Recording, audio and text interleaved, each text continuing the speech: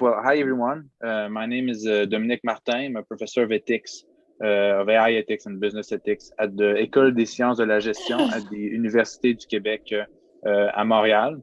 So it gives me great pleasure to welcome all of you to our first conference this year with Karine Lévy. It's our third year in the series, in the Montreal Speaker Series and the Ethics of AI, our first conference of the year.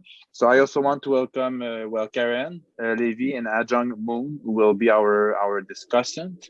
And also, of course, I want to welcome all of you and to thank you for your continued participation and interest. Donc, très rapidement en français, bonjour tout le monde, je m'appelle Dominique Martin, je suis professeur d'éthique de l'intelligence artificielle et d'éthique des affaires à l'École des sciences de la gestion de l'Université du Québec à Montréal. Donc, je suis très heureux là, de vous accueillir. Là. Nous sommes très heureux de vous accueillir pour cette conférence, première conférence de l'année dans notre série de conférences en éthique de l'intelligence artificielle. Donc, cette année est la troisième année, en fait, de la série. Donc, merci à tout le monde pour votre intérêt et votre participation là, dans les événements. On essaie de rendre l'événement le plus facilement accessible là, aux francophones et le plus bilingue possible. Donc, n'hésitez pas, là, je vais beaucoup parler en anglais aujourd'hui. La conférence se déroulera en anglais, évidemment, là, et des commentaires aussi.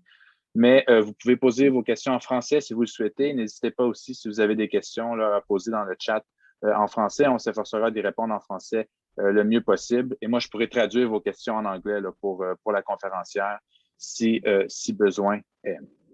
So maybe before we move on, I also want to say that we have quite a few interesting conferences this year.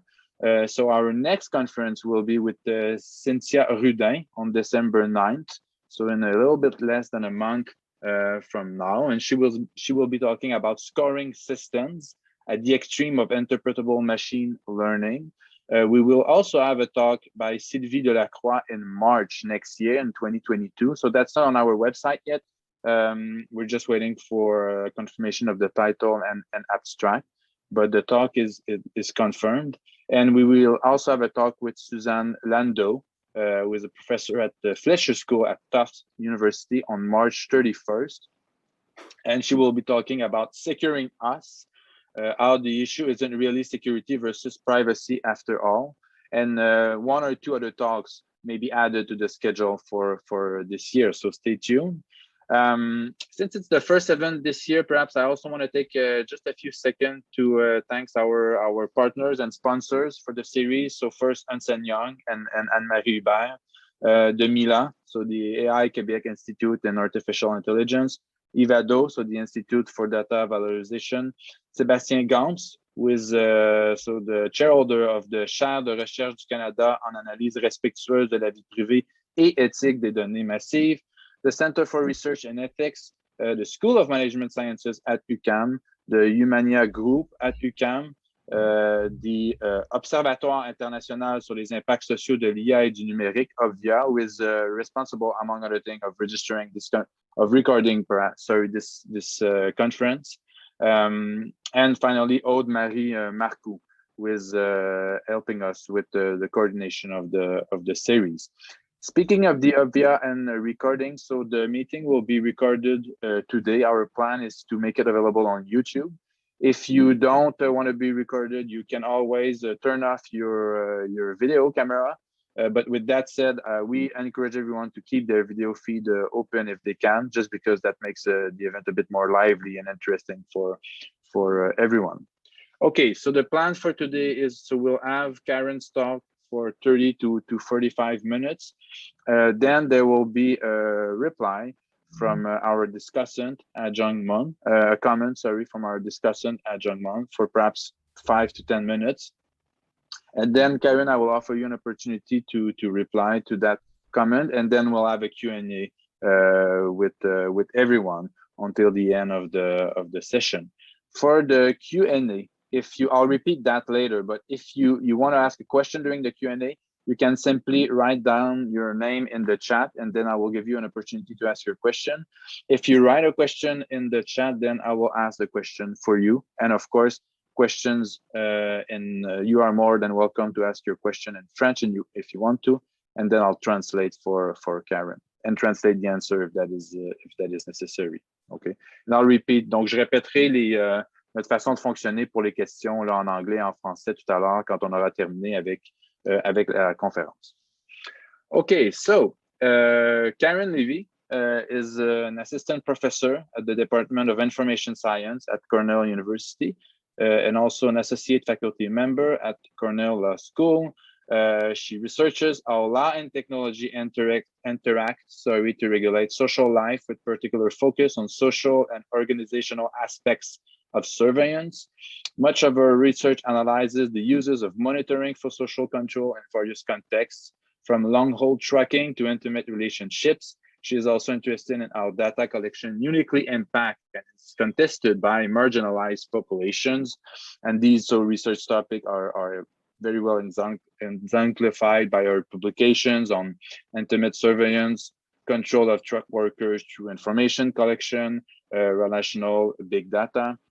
She holds a PhD in sociology from Princeton University, but also a JD, Juris Doctor degree from Indiana University Morrow School of Law. And she previously served as a law clerk in the United States federal courts. So our talk today is entitled RoboTrucker, the double threat of AI low-wage work, ? And so the talk is part of a forthcoming book with Princeton University Press to be published sometime this fall if they manage to find ink to print the book, I think. And the book is entitled Data-Driven, Truckers, Technology, and the New Workplace Surveillance. So go ahead, Karen, whenever you're ready. Thank you so much. I'm so pleased to have the opportunity to join you all here today. Let me just share my slides with you. I assume folks can see those. Okay, good. Yeah, I'm really pleased to be able to join you all today and talk with you about some of this work that I've been doing for a while. I've been studying truckers and kind of information technology as it relates to the trucking occupation for like almost 10 years now, for like a much larger chunk of my life than I ever anticipated when I first started working on it. It was my dissertation work in my PhD, and I continued to work on it since then. And as Dominic notes, I've finished a book on it now, which should be forthcoming next year.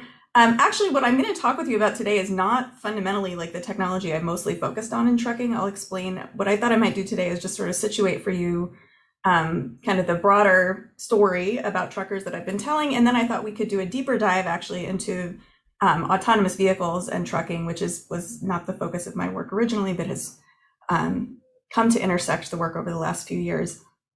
So let me give you first a little quickie primer on the trucking industry. Oftentimes when I talk to academic groups about my research, there's not very much. If we were all together, I would insist that you all tell me if any of you have some nexus with truck driving or have been truck drivers or have family members who are truck drivers, but it's a little tricky to do that over Zoom, so I'll spare you the personal revelations. But oftentimes there's like maybe one person in the room who had an uncle who drove a truck or something like that, but there's usually not too much overlap. So I will assume that there's maybe not too much firsthand knowledge about the industry, and I'll just share a little bit about what it looks like. So I sometimes call truckers, and other people sometimes call truckers, kind of a form of human infrastructure, right? People often say about infrastructure, it's obviously really essential to the way the economy functions, the way social life functions, and we notice it only when it breaks, right? We notice it only when something goes wrong. Maybe this has become especially salient for us in the last 2 years, but maybe even more so, quite recently, as folks have started to really recognize supply chain issues and shortages that are impacting all kinds of production.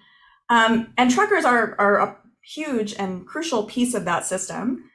Truckers have a little rhyming saying, which is, if you got it, a truck brought it, right? And what they mean when they say that is that pretty much everything, if you look around the room where you are, or the things that you're wearing, or the things that you own, almost all of it at one point was on a truck at some point being driven down a highway, like almost without fail, right? Like they touch almost everything. So my studies focus primarily on the United States, although I think in Canada, actually very similar issues are unfolding. In the US, there are about 2 million long-haul truckers. And when I say long-haul, what I mean is it's a legal categorization of truckers who drive like more than 100 air miles from the place where they pick stuff up. So these are not your delivery drivers or your UPS driver, or your FedEx driver.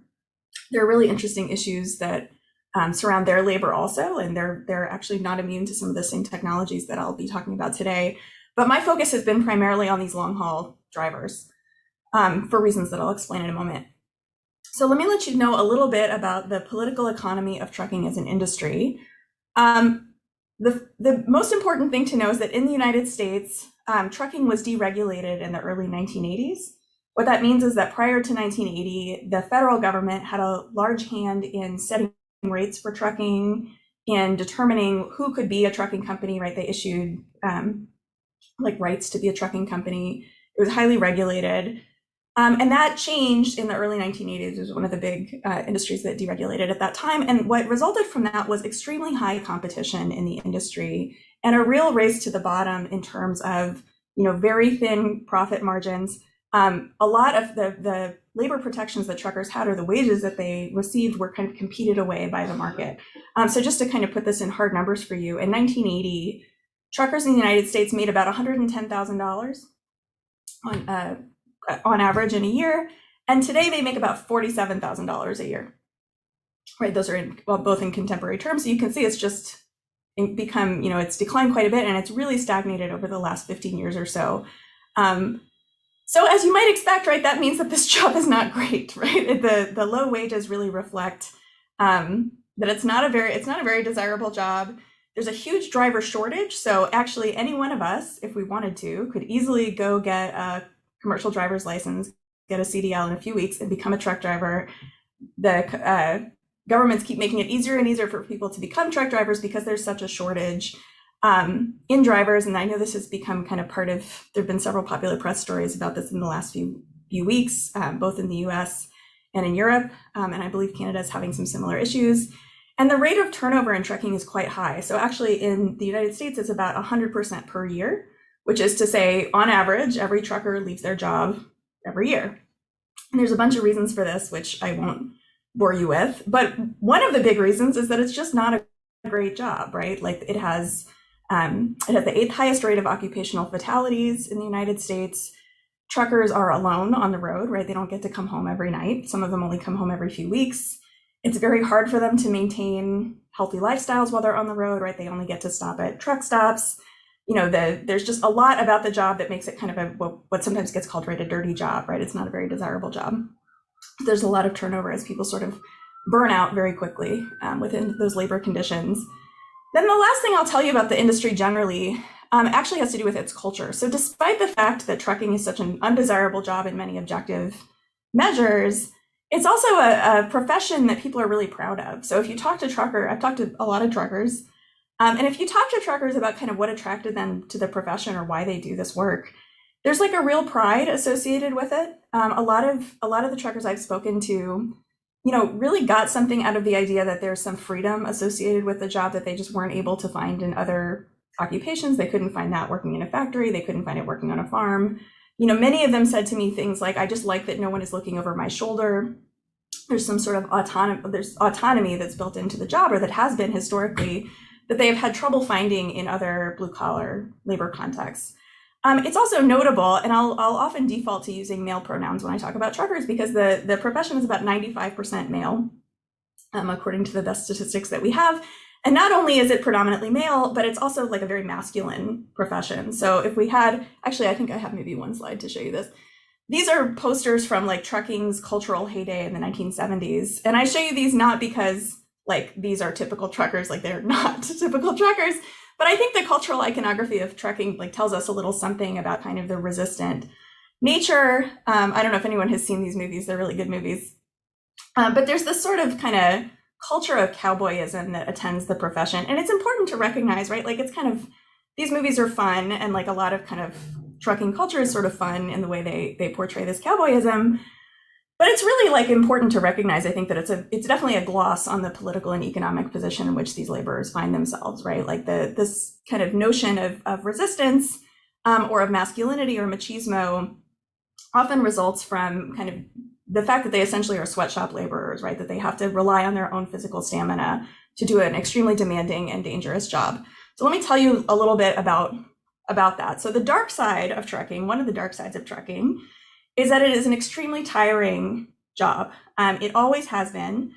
And for decades, truckers have turned to all kinds of creative strategies to stay awake, right? To stay alert when they're doing their work. We have lots and lots of evidence of this going back to, in this case on this slide, back to the 1930s. And the reason truckers are so fatigued is that it has to do with the way truckers are paid. So truckers are paid in almost all contexts by the mile that they drive. So they have another rhyming saying, which is, if the wheel ain't turning, you ain't earning. So you're only paid during those times when you are driving, when you are moving down the highway, not when you're stuck in traffic, not when you're inspecting your truck for safety, not when you're like waiting for a storm to pass, right? Like you don't get paid for any of that, not when you're loading or unloading freight, none of that time. The only time you're paid is when you're moving. So therefore, it's not surprising that truckers want to be moving all the time, right? They just want to drive as many miles as they possibly can. And that obviously is quite dangerous. More attention has been paid to this by the public in the last few years, particularly in the context of, in the United States, the Tracy Morgan crash in 2014, when the comedian Tracy Morgan was really severely injured by a driver for Walmart who'd been driving for 28 hours straight. That's a pretty typical, like those types of accidents happen quite frequently. And even when you know, that one was quite high profile, but about 4,000 people a year die in truck-related accidents, and fatigue is the biggest causal factor in those accidents. Okay, so officially, of course, it's illegal for a trucker to drive 28 hours straight. The federal government has rules about how much you can drive that have been in place since the 1930s, caps on that number of hours that truckers can drive. And I won't get into specifically what those are because it's like quite pedantic, but the important thing to know is about the enforcement, the way that those rules have been enforced. So since the 1930s, trucker time regulations have been enforced based on paper logs. So I think I have one around here, but I don't see it, so I can't show it to you. You can pick one of these up at any truck stop for a couple of dollars. And it's just a pad of paper that looks like this, that has this kind of what's called the grid graph, this like way of recording information. And basically you just write down how many hours a day you drove. You can, in general, drive 11 hours a day. Although there are weekly limits, like lots more kind of complicated accounting rules.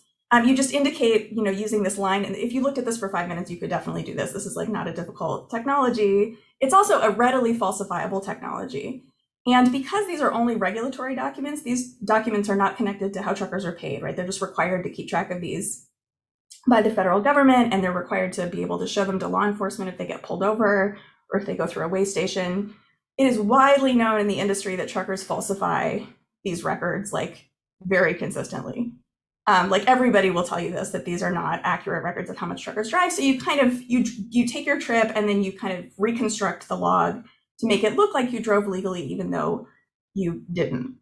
Now, if you think this is a problem, which the federal government does, you might consider like enter digital surveillance, right? Unsurprisingly. So in 2017 in the United States, the Department of Transportation mandated that all truckers needed to buy, install, and use what are called electronic logging devices, or ELDs. And these are basically, you can see like that center graph is very similar to that piece of paper, right? Like these are essentially just hardwired versions of truckers' logbooks that are supposed to be much more difficult to falsify. They plug into the engine of the truck and they record where the driver is, how long he's been on the road, right? The idea, although they're not perfectly not falsifiable, the idea is that they are less falsifiable. Now, I've talked a lot to truckers. So this ELD was is the focus of my book and was the focus of most of my research on trucking. And when I talk to drivers about kind of their reception of this technology, they say a lot of things that you would probably expect based on what you now know about the trucking industry and about the reasons people want to drive trucks, which is that they resent it, right? They resent being told like, you're a liar, right? Which is essentially the message that some of them get from this. Many of them say it treats them like criminals, or it treats them like children. It suggests that they don't know their own bodies well enough to know when they should stop driving. They say all kinds of things, some of which I can't print on these slides, but trust me, they say a lot of colorful things about this technology. And an important aspect of this technology is that it's not, I mentioned to you that it's not connected to truckers' pay, right? It's a regulatory technology. But one reason it has become quite controversial in trucking is that it also serves a secondary purpose. So electronic monitoring systems are often tied into broader, what are called fleet management systems that truckers' companies, their bosses, install in their trucks. And so I don't know how well you can see this on the slide, but this is like a model comparison chart from a company that has the largest market share of these devices. And I've pointed a little arrow to where it says hours of service. So that line, right, hours of service, is the capability I've just been telling you about, right? This regulatory monitoring capability. But you'll see that all of these models, right, also do lots of other things, right, that are just integrated into the same box. And those things end up being not that valuable to the government, but very valuable to truckers' employers. So these involve things like, knowing what a trucker's real-time speed is, knowing whether a trucker has braked too hard, knowing if a trucker has changed lanes without signaling, knowing how much fuel a trucker uses. That one is really big because trucking companies care a lot about saving money on fuel. Geofencing capabilities to know when whether a trucker has diverted from a route that you've specified he should take, things like that. Very fine-grained stuff, some of which I'll get into in more detail in a moment. It's actually quite invasive into truckers' bodies. And in other work that is in my book and that I'm not going to actually focus on today, I spend a lot of time kind of delving into the way that managerial relationships change when this device is in use. The very short version of the story is that it changes kind of the locus of knowledge between the manager and the trucker. So whereas the trucker used to have a lot of exclusive and autonomous knowledge about his own physical condition or about where the truck was, or local conditions on the road where he was, those are all undermined by these devices, right? So it changes the dynamic between truckers and their employers quite a bit. It is a cultural challenge to this notion of kind of stamina and masculinity that I raised, right? Because it suggests, you don't, not only do we not trust you, but you also don't know your own body well enough to do this well. And I wanted to highlight for you this one comment that a trucker made in response to this rule when it was proposed at the DOT. And the trucker said, a computer doesn't know, he said this in, I think this was 2011, if I remember correctly. A computer does not know when we are tired, fatigued, or anything else. Any piece of electronics that is not directly hooked up to my body cannot tell me this. Now I highlight this comment because I don't think what the trucker meant here was, therefore what you should do is hook up a computer directly to my body so that you will know more about like my specific physical capabilities. I don't think that was the kind of counterfactual he had in mind, and yet, as we will see, like that becomes part of the picture a few years later. So anyway, that is like a very short capsule of the work that I've been doing on trucking, and what I want to do with the rest of our time together is actually dig into a different technology that relates to this technology. So that was all sort of background. Lately, when I've talked about truckers and technology over the last few years, immediately people say like, oh yeah, autonomous trucks, right? Autonomous vehicles. And I always have to say, no, not autonomous trucks, electronic logging devices, this device you've never heard of and probably don't care about. And they were always like surprised, right? They were surprised that that was my focus. And it's not surprising that they were surprised, right? Because if you've noticed over the last few years, there's just been intense kind of media concern about automation and jobs generally. And a lot of that has been focused in, this is the slide. A lot of that has been focused on truckers for reasons that I'll get to it in a moment. But people have heard a lot about the idea that, the robots are coming for our jobs sort of narrative, right? That is a little bit alarmist. There's been a lot of economic and other scholarly work about what jobs are most likely to be automated. I might skip a little bit of this. I can skip some of the theory about how economists have sort of tried to forecast what jobs are likely to be automated. But I'll say just very quickly that, a few years ago, truck driving was considered actually a job that was likely to be safe from automation because it predominantly involved what we might think of as non-routine tasks, right? So driving involves a lot of things that you can't really write down as sort of a standard operating protocol. There's a lot of new things that have never been seen before. And prior to AI, of course, it was much harder to program a computer to do that. So the thinking was that, computers were more likely to displace jobs that involve more routinized tasks, but maybe less likely to displace jobs that relied on these non-routine tasks. Now, a few years ago, and maybe some of you are familiar with this paper, in 2013, there's a really well-publicized paper by an economist and a machine learning researcher, Osborne, who wrote this paper kind of re-examining this question with AI in mind, right? So they said, okay, well, yes, it used to be the case that the routine versus non-routine nature of a task really mattered for deciding whose jobs were safe from automation. But now actually there's a different set of considerations because AI can deal with a lot of those conditions now. So what they said is I won't go into like their their methodology, and some people have taken a lot of issue with their methodology, but basically they broke down each job into tasks, and then they asked experts, how likely is it that AI is likely to be able to accomplish these tasks in the future? And they wrote this paper, which got like thousands of citations and which was taken up in a lot of places, including the White House, and in a lot of high profile policy documents. And among the jobs that they thought was most kind of vulnerable to potential automation was truck driving. So this is a graphic from NPR. They said that, they said, that was very specific. They said there's a 78.6% likelihood that trucking would be automated away. I think it was within a decade of that point, based on kind of the task breakdown of trucking as they interpreted it. That's a lot of jobs, right? And the White House followed up on this. They wrote a report in 2016 forecasting that 80 to 100% of long haul trucking jobs would be threatened or substantially altered by AI. Okay, so obviously this is a huge concern, right? Because I just finished telling you that there are almost 2 million of these workers in the United States. They often don't have a lot of other economic options. Many of them come from parts of the country where there are, have not necessarily been a lot of readily available jobs for people with their skill sets. It was definitely kind of something that got a lot of press. This is a graphic that was produced this is based on 2014 Bureau of Labor Statistics data, showing the most common job in different US states. You can see that truck driver is the most common job in 29 states. Again, including like a pretty wide variety of states, but many states where there aren't necessarily a lot of other economic options. And we also might think, okay, trucking maybe is the type of industry that is really actually ripe for this kind of disruption, right? I've just finished telling you how it's so dirty and it's so dangerous and it's essentially sweatshop labor and they don't make the money they should make and they have to be away, right? Like there are all these reasons why we might think like, yeah, okay, like we're ready for a change and this is the right place for change to happen. It's also potentially quite economically beneficial to get rid of the labor costs associated with trucking. Some estimates were that trucking companies could save about $1 a mile if they were to remove the labor cost of the human trucker, which obviously adds up to quite a lot.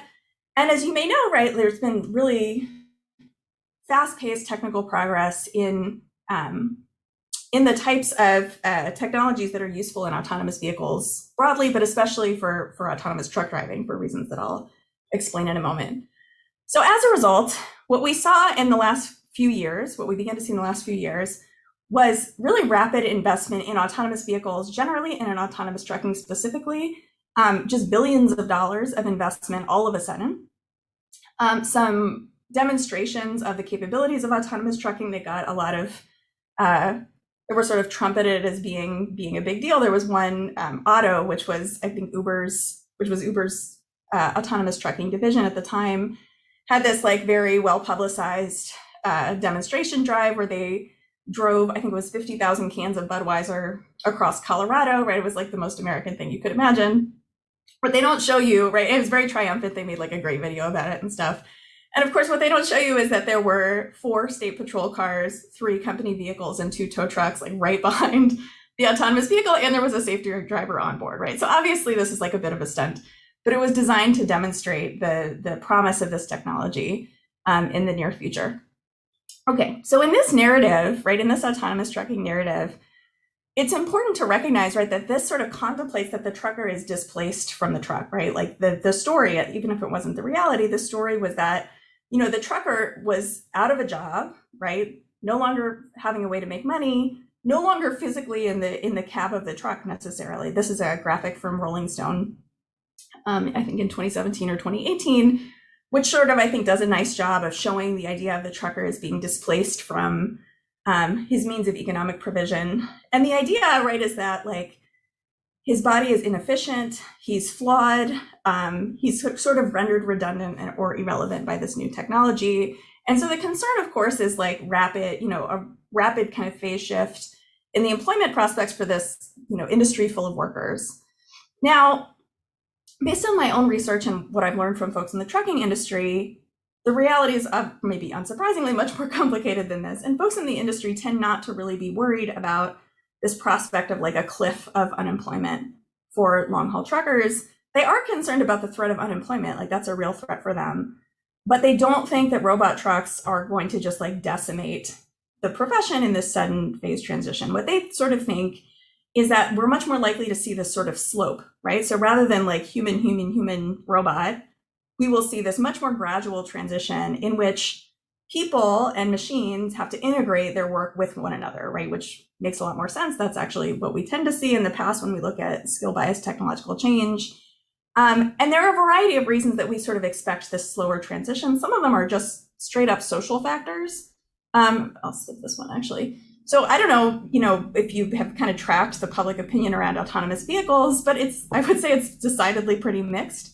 About 70% of the public says that they are fearful of getting in a fully autonomous vehicle. They think that it would be risky to do that. In places where autonomous vehicles are tested, people throw rocks at the vehicles, right? Like people tend not to like the idea that these are sort of being inflicted on the public. If autonomous cars are scary, I think autonomous trucks are even scarier in many ways. There are like horror movies. Steven Spielberg's first movie and one of Stephen King's early movies were both about autonomous trucks, which is like sort of kitschy, right? But I actually think it tells us something, right? That like that's an imaginary that tells us a little something about the idea that you have this 100,000-pound vehicle, kind of barreling down the highway. People are concerned about the safety prospects there. And not totally, obviously those are horror movies, right? But there are some real concerns, obviously, around technological capabilities and safety that have not been worked out. So those are not unfounded concerns. There's a bunch of other reasons too, having to do with kind of legal updates that would need to be made for trucks to be able to drive across the United States.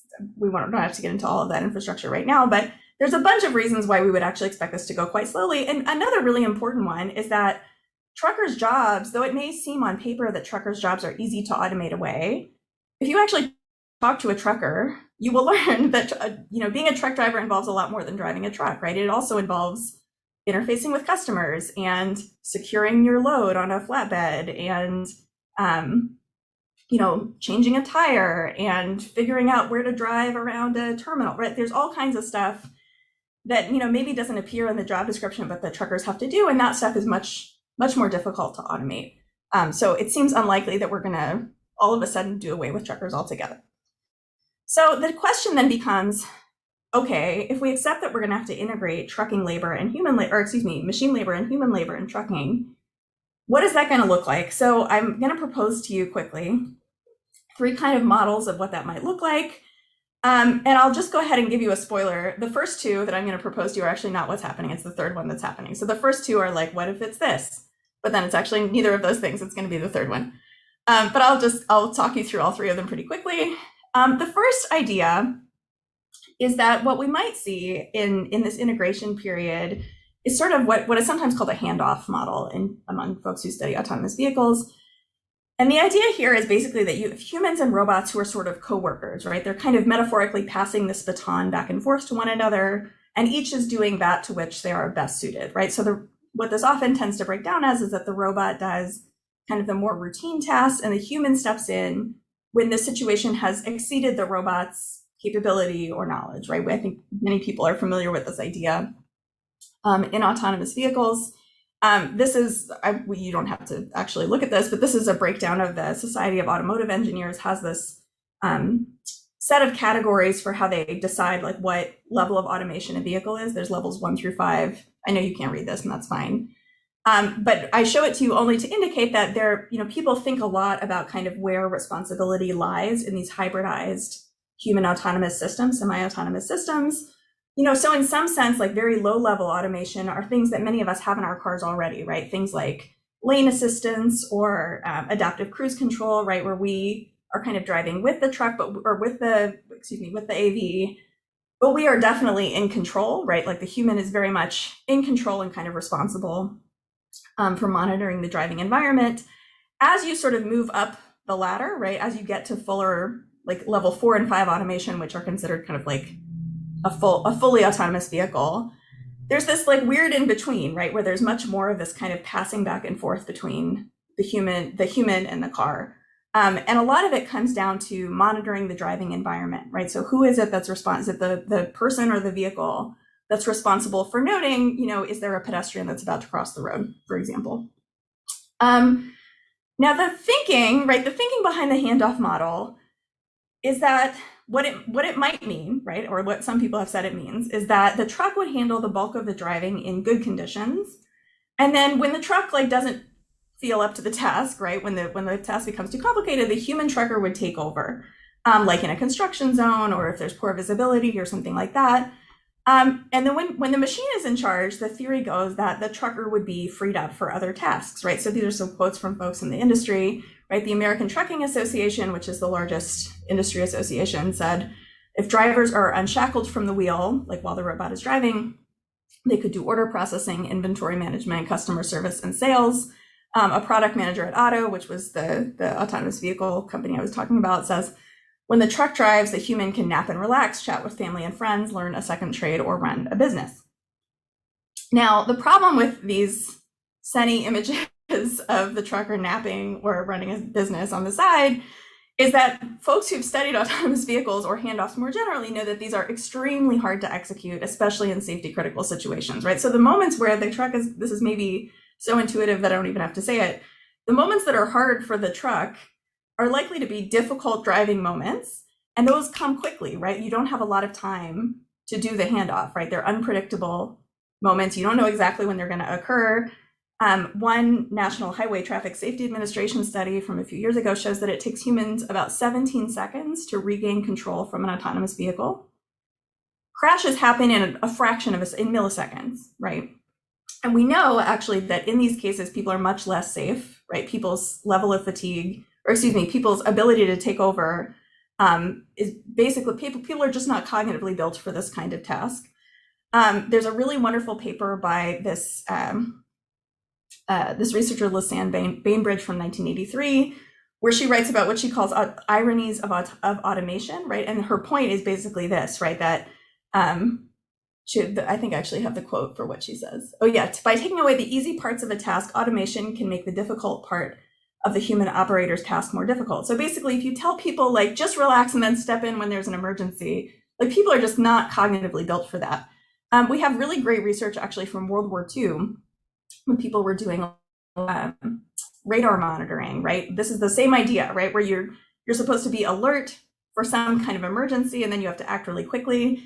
And we know that people are just really bad at that, and that people get worse over time. So the phenomenon is called Vigilance Decrement. And basically what we learned from a bunch of studies during World War II is that if you just sit there waiting for something to happen, you become so bad at that after about half an hour, people's ability to kind of recognize a signal declines by about 20% and then continues to decline from there. And the same type of thing happens in vehicles. So there's a human factors researcher named Peter Hancock who calls this, I really like this, he calls it the hours of boredom and moments of terror problem. So anyway, that's kind of endemic to the handoff. Some people think that that's basically just an intractable problem for autonomous vehicles, and that we'll sort of we may never find a way to kind of make autonomous or semi-autonomous vehicles work because of that. So like, let's look at maybe a second model. The second model of integration that I'll talk to you about quickly is what we might think of as network coordination, right? So maybe rather than focusing on like in the moment driving, what we should think about is humans and machines like sharing the work in a broader way, right? Dividing up responsibilities over a route. So if you think about, going on a road trip with a friend or with your partner or something, the person, you don't just say like, take over, honey. Like you don't just pass the wheel all of a sudden, right? Like you have these kind of defined points where one of you is driving and the other one is very clearly not driving. And then you can flip, and the moments where you switch drivers are controlled, right? You're not doing it in the middle of the road or something. There are these predictable moments of transition. And it's possible that we might be able to do something like this for trucking. It is difficult for trucks to drive themselves, but there are some conditions in which autonomous trucks are much better at driving than others, and those are somewhat known. So, on straight roads in good weather conditions, in places like the American West, like in Arizona, autonomous trucks actually do like a pretty remarkably good job in those conditions, just because like they're quite predictable. They do a much less good job in places like, New York City, obviously, right? Or oftentimes just when you get off the highway, right? So it's like people talk about the last mile problem. It really kind of is a last mile problem, right? Trucks are really bad at driving on local roads. They do a better job driving on the highway. So the problems that they sort of encounter are, they're kind of lumpy, right? So we could predict that. And we could say, okay, humans will take over during those difficult driving conditions.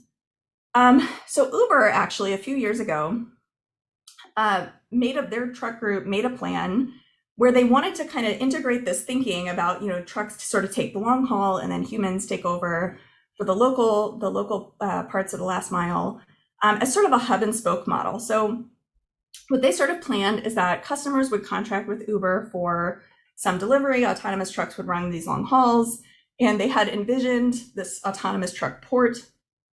You can imagine why this kind of plays into Uber's strengths already, right? It's the kind of like load matching that they do with passenger cars already.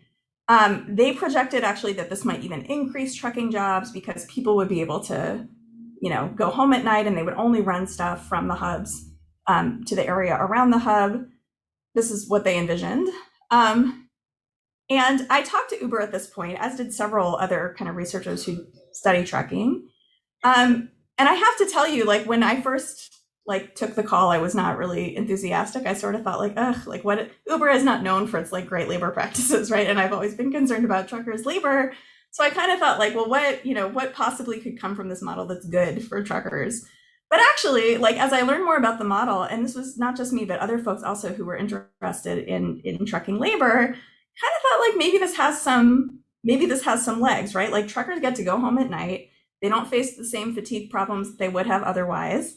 Maybe there's something to be said for kind of rethinking the industry in this way, where truckers are, where some of the major drivers of fatigue for truckers are removed. But for this to happen, there would have to be a really fundamental change in the political organization of the industry, right? Because as I've told you, truckers only get paid if the wheel ain't turned and you ain't earning, right? Like truckers don't get paid very much for the time when they're going through slow city traffic. They get paid for exactly the part that Uber wanted to automate away, right? They get paid for those long hauls.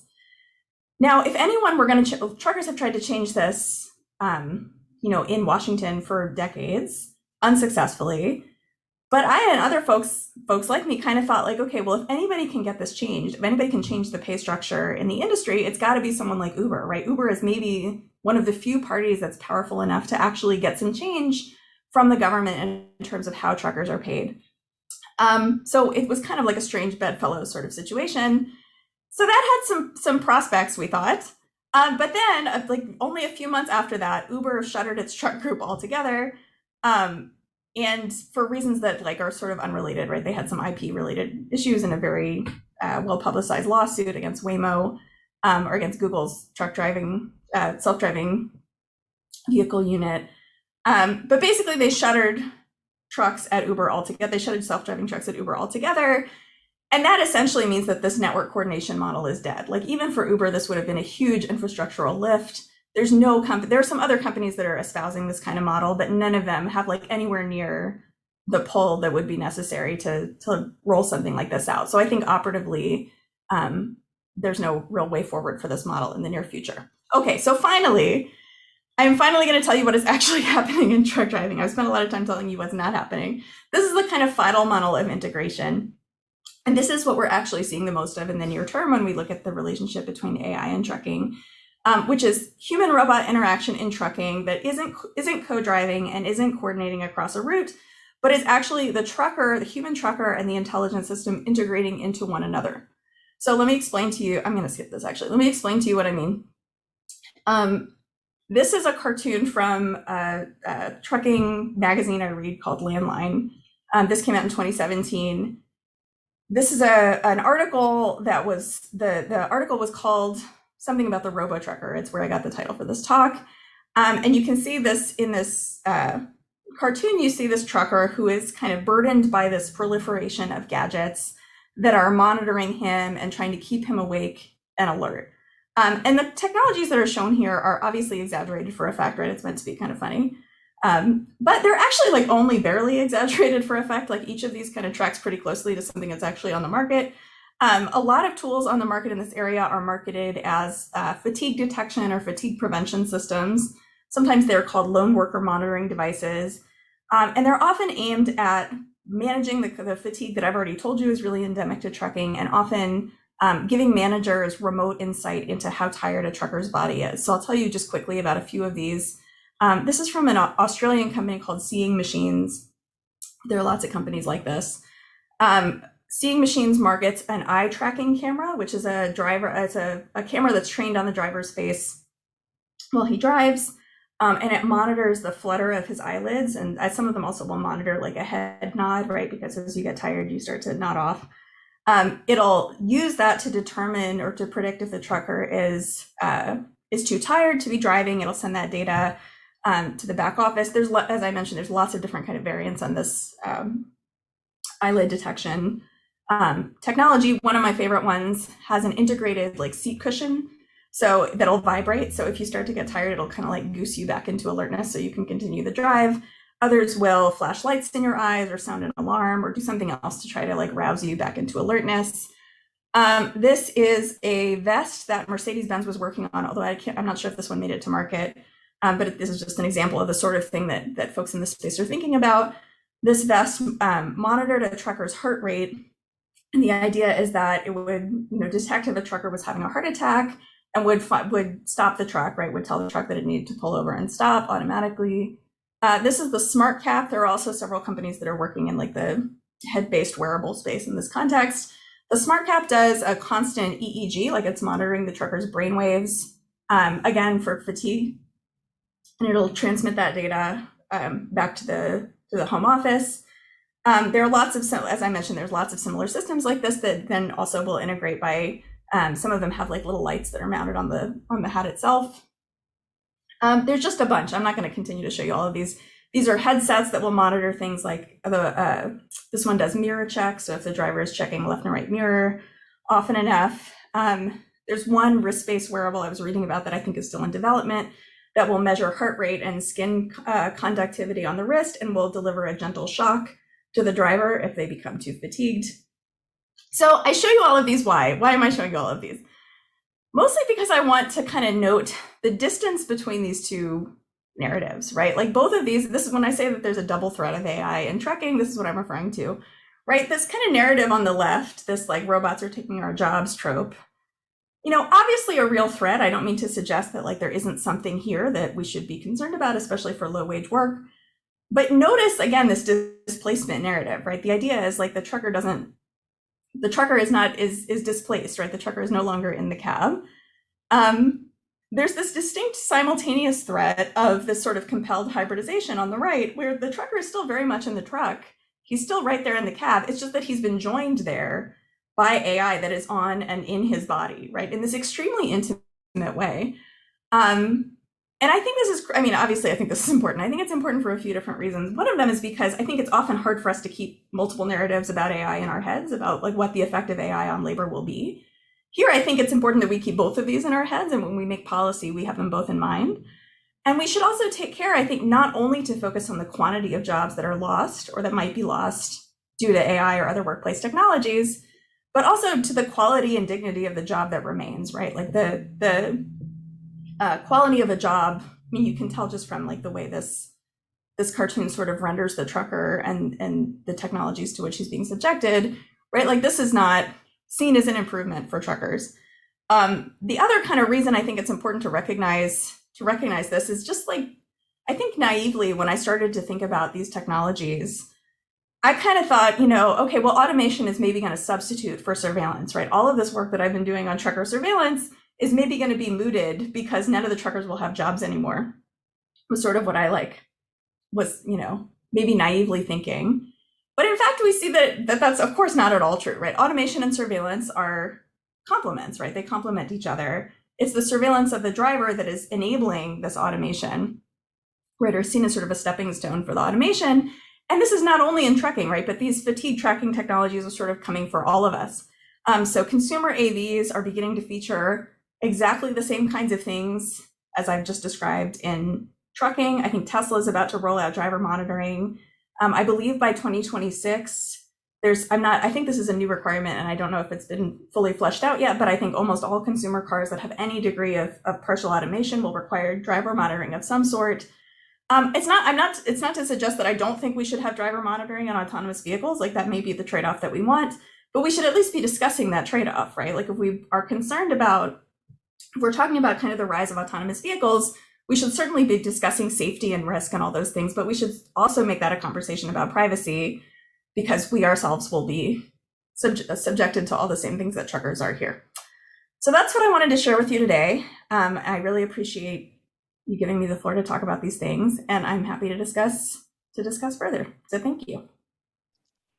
All right, thank you very much, Karen. I think you deserve perhaps not real applause, but at least virtual applause from the audience. So thank you for the talk. I think the topic is very challenging and interesting. And for all sorts of weird reason, it's a topic that I can relate a lot to. So one of my uncle was actually a trucker. Really? And I spent a significant number of days hitchhiking myself to the West Coast and Mexico. So I do. You're really hitting maybe not a sweet spot, but something that that talked to me with this topic. So, well, Adrian is an assistant professor at the Department of Electrical and Computer Engineering. She's also the director of the McGill Responsible Autonomy and Intelligence System Ethics Lab, or just RAISE Lab, if you want to appreciate a nice acronym. So both at McGill University. On her website, she defines herself as an experimental roboticist.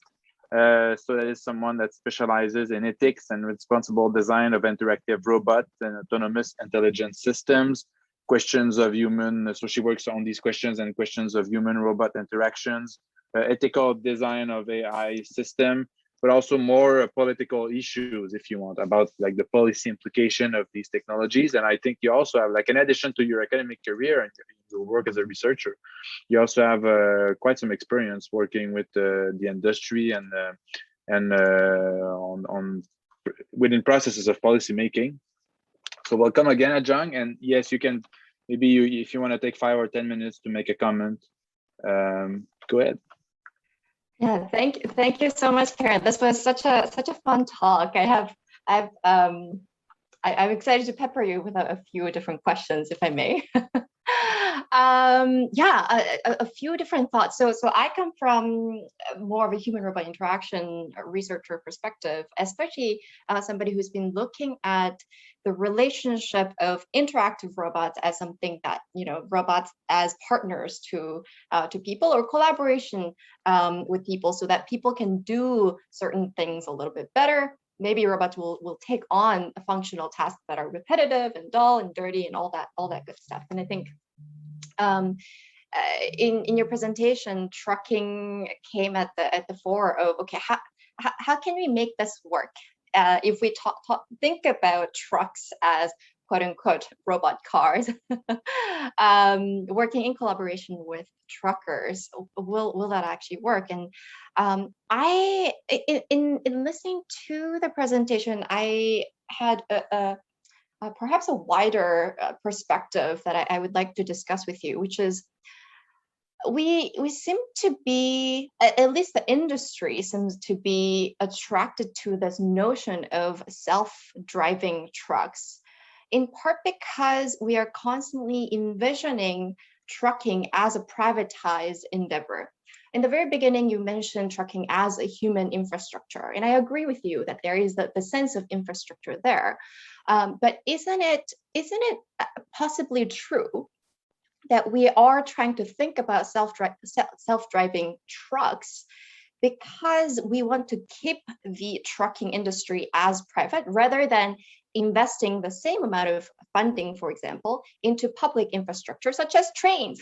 Can we make more train infrastructure between cities so that the networked Uber model of trucking can be replaced mostly by train stops, and then in between the truckers can take over for last mile problems?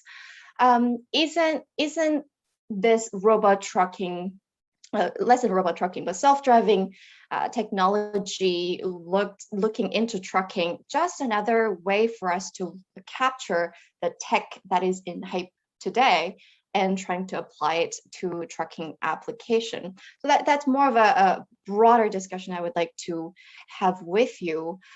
And I guess accompanying that question is, a lot of the robot trucking technologies that you've talked about digital surveillance, the invasiveness of all these different sensory systems, and the fact that some of them are coming into our consumer cars as well, aren't these robot trucking technologies just a bit more of the duct tape approach to focus on problems that seem accessible to smaller parties, perhaps, or perhaps looking at trucking and its problems with private clients, so trucking firms as the key clients for this kind of technology, rather than the government or the regulatory bodies as the broader, bigger clients to solve this at the system level, so to speak.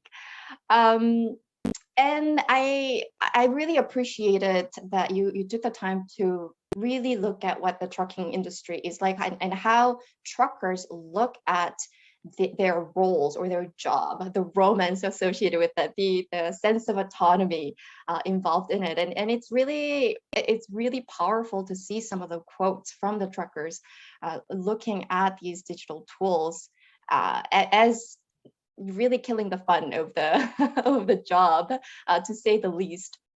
Now, my question for you there is, every single one of us are subjected to digital surveillance to some degree, and increasingly so. What, if any, would you say would be a healthy balance for us to retain the sense of data being something that can unlock some powerful technologies, but also give us a sense of autonomy? Where my question is coming from is really, when I was looking at automation in cars and being able to detect the fatigue in drivers in consumer level cars, the question that I had was, to what degree of our privacy are we willing to forego for the sake of safety? In thinking through that question, I came to the conclusion that that's not really the question here. The question is much more of, to what degree do we have a say in the future of whether to have this driver fatigue detection or distraction detection algorithms on board the car when I buy a new car? Maybe all the cars in the future will have that mandated, mandatorily designed into the systems themselves, in which case, at the regulatory level, I as a consumer will not actually have a say in my privacy or a sense of my ownership, data ownership of the data that comes directly from me.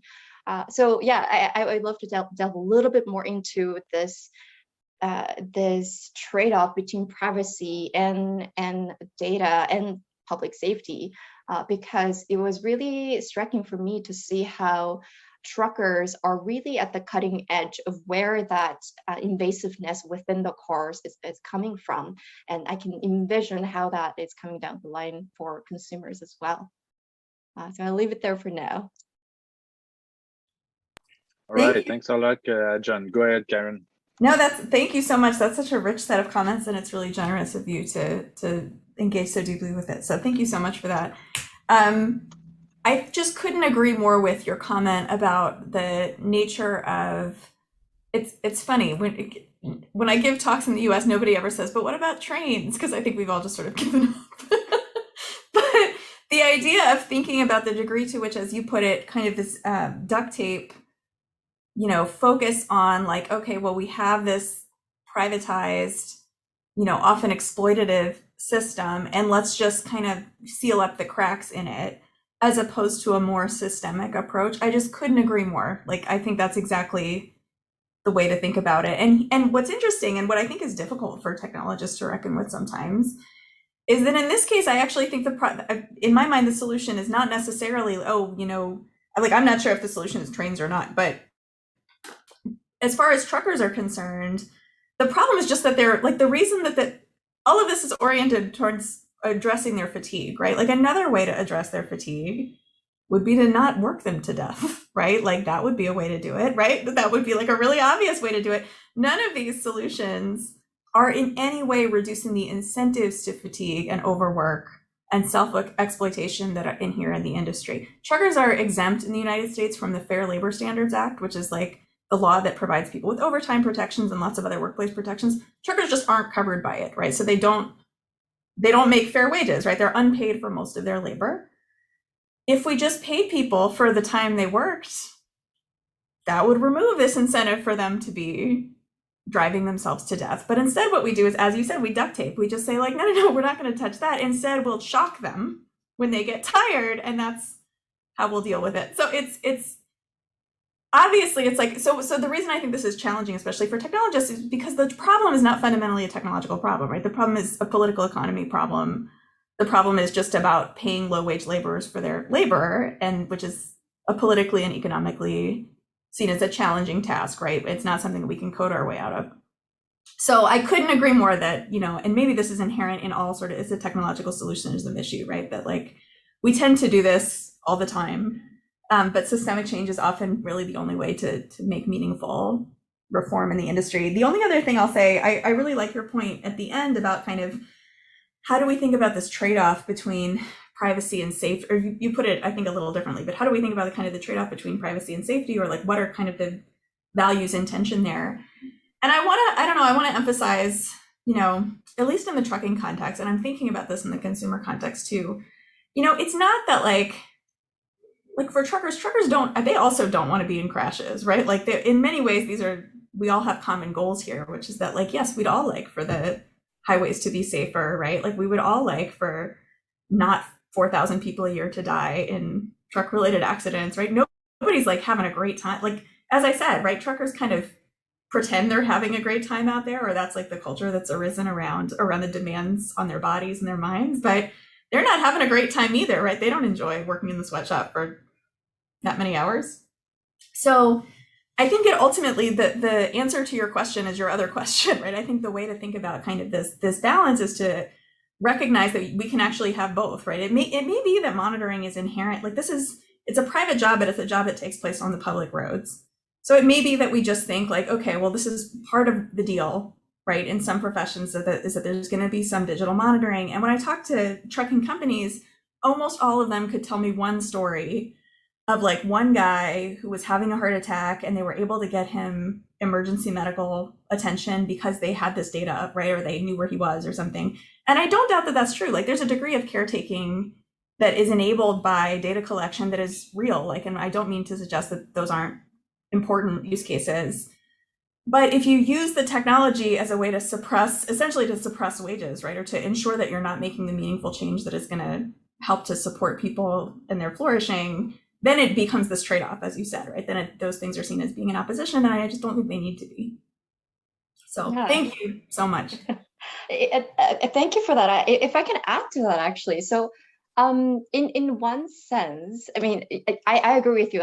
People will always have this one-off case where, people's lives were saved because of the existence of the technologies. Sure. But to what degree do you think it comes from our perhaps collective desire for perfect safety? Maybe we're not really looking at how we're driving on the road or safety on the road. Maybe in our minds, it is daunting for us to say that any kind of crashes are acceptable, although we have car crashes every day.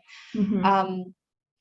Perhaps it's just tapping into that psyche that we don't like to think about this actual realistic risk taking, where crashes will happen, these things will happen, and using that as a more of a bartering chip, so to speak, to introduce more and more invasive technologies where, and this is a question mark for me, which is, to what degree do the truckers actually consent to the primary use of these data, and not allowing for the secondary use of that data, because that now becomes really tempting for technologists like me, right? Okay, there's data from people and their fatigue, and there's like thousands of truckers and thousands of hours of it. Can we actually get access to it? And then we'll have a research question about human fatigue and physiology and whatnot. Yeah, it's a super good question. I mean, and there are some really interesting kind of secondary uses that we might think of as being kind of like labor friendly or trucker friendly. So just to give you one example, right? Like if we really care a lot, to your point, right, about the degree to which we care about safety or like really want to reduce crashes, if we really want to reduce crashes, one thing we should do is just pay people for their labor on the roads. The other thing we should do, so truckers are subject to this thing that is called detention time. What this means is that like you take this 12-hour drive to Montana, you pull up at a terminal to unload, and then instead of unloading, you wait. The detention time part is that there's an extremely long waiting period, like multiple hours, often 2 to 4 hours, I think is the average for certain kinds of routes, where truckers are not paid. It's almost like when you get to the airport, right? And like you can't, like there's no, God, I haven't been to an airport in such a long time, I forget the name, but there's no place where you pull up the, what is it called? Is it a terminal? It's just a terminal. Terminal, yeah. Yeah, for some reason I blanked. So you're not off the job, right? Like just like when you're on the plane, you have to move around, right? Like you have to be alert. You still have all your stuff, right? Like, but you're still on the job, but you're just not making any money and you can't rest. Truckers will tell you like unequivocally that that is what drives fatigue for them, right? That's this unpaid time where they have to stay awake that then puts them behind for their next thing. And then they have to drive like a bat out of hell to get there. This is like not a secret. This is not an unknown in the industry. It's just that it's much harder to regulate that, right? Or we're less willing to regulate that than we are to regulate the lowest man on the totem pole, right? Which is the trucker, right? So what was my point here? Oh, so the point I wanted to make is that one thing that some truckers have tried to do to sort of like I don't know if I would say like to kind of reassert their power in the data, but to use the data to their advantage, is that some of the manufacturers of these electronic logging systems have said, like, you know what we have now? We have a database of which shippers and receivers are likely, like we now know where every truck is all the time, right? And so what we can do is we can build a database of who is going to keep truckers waiting the longest. And we can give that information to truckers as like a common pool good so that they know, to the extent that they have, you know, any discretion in whether or not to take a particular route, which they don't always, but sometimes they do. Like now they know. It's like on Google when you can see like, oh yeah, this restaurant is really slow right now, right? Like it's kind of like that for them.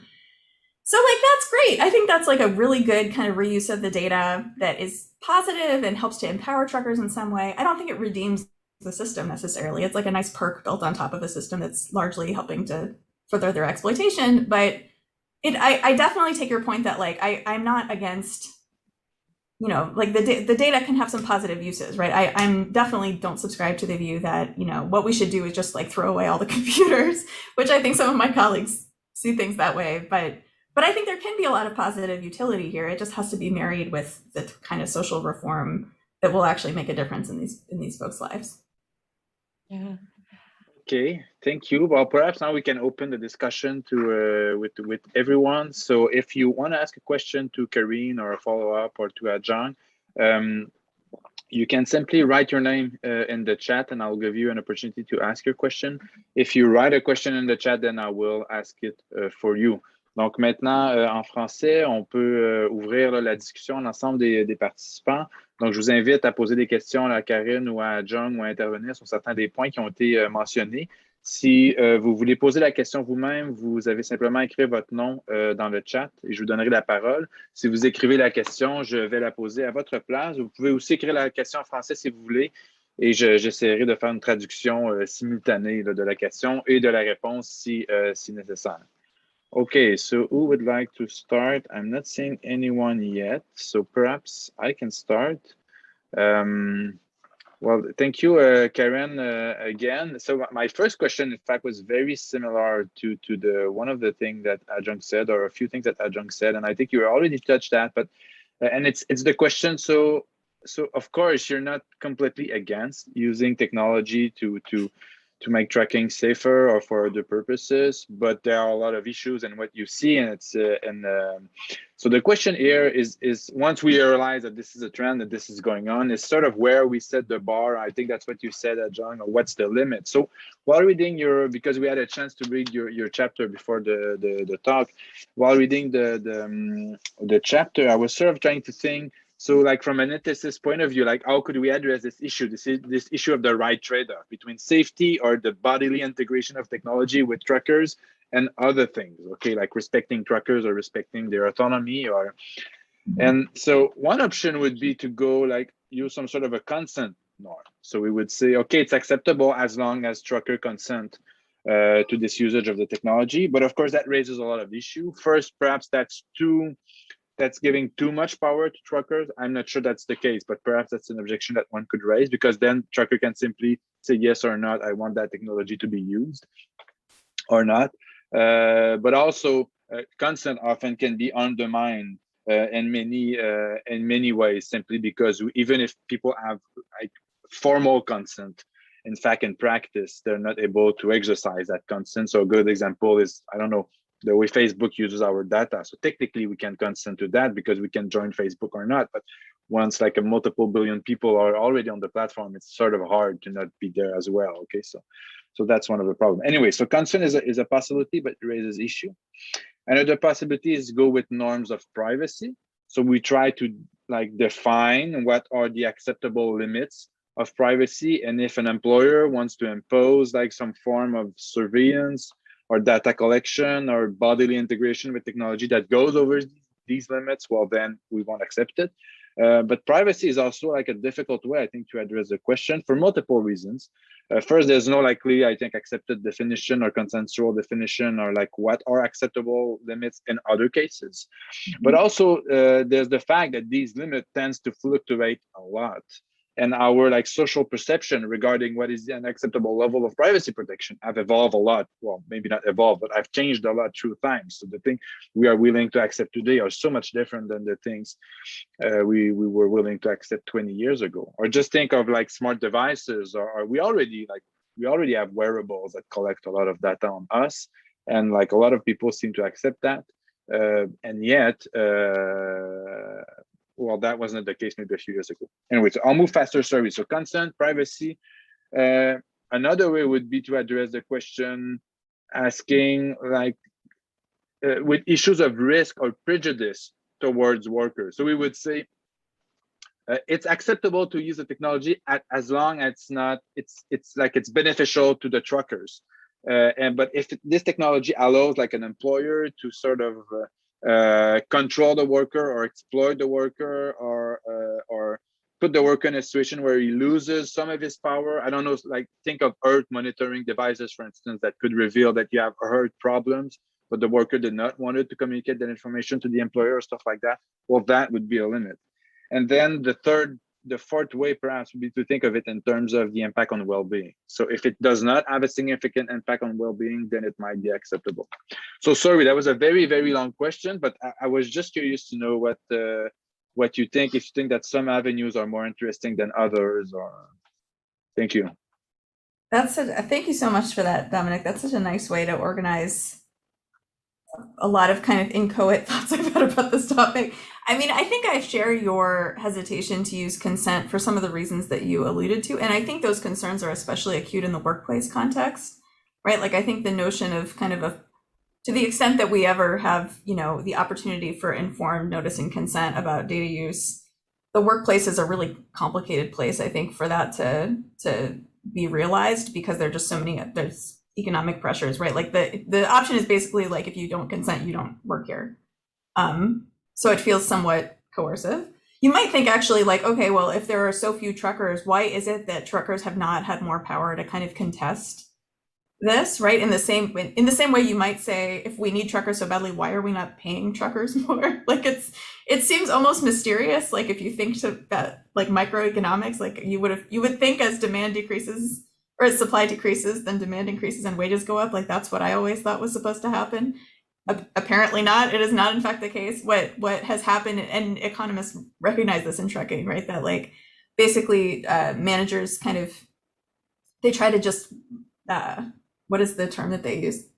They like manage the churn as opposed to using wages to reduce the churn, right? So what they do is actually, what's interesting is that they tend to reach out to new pools of workers.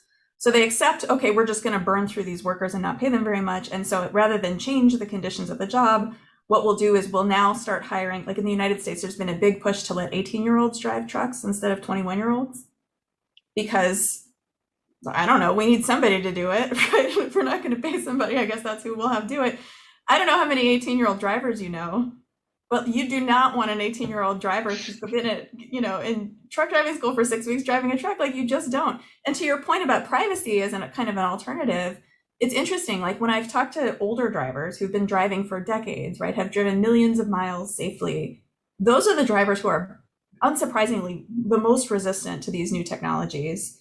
Younger drivers often like aren't as resistant, and I think it's just because they don't know any other way, right? Like when they got into it, this is what it was, and so in their mind, this, and like a lot of work is like this now, right? Like you'd actually probably be hard pressed to find low wage work that isn't heavily monitored. So their decision space is reduced. The irony of this is that this is all ostensibly in the name of safety. Those are by far the least safe drivers. Like the drivers that you are driving out are the safe, the guys who know what they're doing, right? And the people who accept this, right, who like sort of accede to it, are the folks that you definitely don't necessarily want to be driving next to in the middle of the night. The other bit, I think, about kind of thinking about different measuring sticks, whether it's consent or privacy or well-being, to some extent, I don't want to say this is inevitable. Like there's still a lot of variability in what companies use. No company has to use the eye monitoring stuff, although that's been proposed, right? Like there's kind of a pretty clear upward march of what the law is requiring folks to use. When I first started looking at the electronic logging devices, it was before they were mandatory. And there was a lot actually of the dynamic that you identify where, drivers who didn't want to be subjected to this would just go work at another trucking company. Like that wasn't hard for them to do. And you could see companies, I have like some great advertisements that I ripped out of trucker magazines at that time, where companies would advertise like, we do not use this stuff. Like we let you be you, we respect you, and now like everyone has to use at least some degree of this. And so many of them are integrated with one another that it's actually hard. It's not impossible, but it's hard to find the fleet monitoring technology that doesn't include all these bells and whistles. So that's becoming like a less, that kind of exit to another company or making that sort of a point of competition among employers has become more difficult. So anyway, I know your question is really rich. I know I'm not answering all of it. But yeah, I like the idea of thinking about well-being as kind of a measuring stick, if you will, for determining when technology is acceptable. Of course, like conception of what well-being are quite variable in the industry. And all the companies that are in favor of this also say it's because of the well-being of the trucker. So I think it depends whose account you privilege. But. Okay, all right, thank you very much. So I think Ewan, you're the next one. Go ahead. Yeah, but the question of Cassandra and Kai are always are also on resistance of trucker. Mine are more on firms. Maybe I can ask my question after that. No, we have question in the chat. You don't see that? Yeah, I do. If you want. Go with Cassandra and Kai. It's more in the same theme, if I understand it. I will ask my question after. Why not? Okay, all right. All right, so we have a question from Cassandra Bucket. So she has a question around if there are more examples of trucker being able to access or use the data that is produced by their wearables to be able to gain more control or autonomy over their work. So the wearables that are used for that. So are they able to access the data of these wearables? Or example of trucker responses or resistance to these wearable technology in the workplace. So access to data and resistance from truckers. Yeah, it's a great question. So on access to data, I have not seen cases where truckers say I'd like my EEG. Like I haven't seen them sort of clamoring for that access. There is this value, as I mentioned when I was talking about the detention time data. There's some value to them in like aggregated data that helps them do their jobs better, right? Like logistics information about routes or something like that. So there are a few ways in which they can access aggregated versions of trucker data in ways that are useful, but I just haven't seen anyone say, what I really want is to know how much my eyelids were fluttering, because I think they know how tired they feel, right? Like I'm not sure that they see much value in those data for themselves. On the question of resistance, though, there's like a hugely, oh man, we could talk for hours about this, and I won't subject you to it now. But in the book that I just finished writing about this, I think there are like a dozen different resistance I have a whole chapter about resistance strategies that truckers adopt, and they are fascinating. I mean, some of them are like exactly like it's probably everything you can think of, right? Like sometimes truckers just like take a hammer to the thing and they quit, right? Like it's very direct. And like very expressive, and the goal is to say like no, right? Like it's very much about asserting their identity. And then sometimes they do things that are like less readily detected, that are not meant to be so communicative, right? That are like about turning back the clock, right? When it comes to the time monitoring technology, like getting them some extra driving time. They have all kinds of really creative ways of doing this. Sometimes it's stuff like, you know, like very physical stuff, right? Like putting a popsicle stick in front of the camera so that they can't be seen. Of course, like eventually the manager will realize that they can't see the person, right? So like all of these have their issues, but there's just a huge variety of things. And one thing that's kind of interesting actually is that sometimes the companies like go along with this. Sometimes the companies will play along for a variety of reasons that we don't have time to get into. But it's not just the kind of conceit of the chapter that I have on this is that resistance is not just a bottom-up strategy. It's actually like this kind of means of negotiation between the company and the worker, and that sometimes the company facilitates the resistance because it's actually in their interest to do so, to keep the worker happy, or because they actually also sort of want the trucker like drive. They kind of do want the trucker to break the law, right? They do and they don't. They have like a mixed set of incentives. So the resistance questions I think are just incredibly interesting and rich, and I've learned a lot from seeing all the things that they do. If you're interested in this, I mean, I have this book chapter, but you could also just go to YouTube and type in like trucker ELD hack. And there's just like dozens of videos of truckers like showing you all these ways that they try to cheat the system. They're very creative. So. Hey, thanks. I like the popsicle example. Of course, running over the device with your truck, I guess, would also be a very difficult way, a very truckery way to handle the issue, no? Yeah, definitely. Okay, so I think now, Kai, Sin, you had like the same question, if I understand properly. So do you want to step in and ask a question, or that's yes? Yeah, I can maybe ask a slightly different question that might be more precise, but also potentially the discussant, Adrian, can also come in.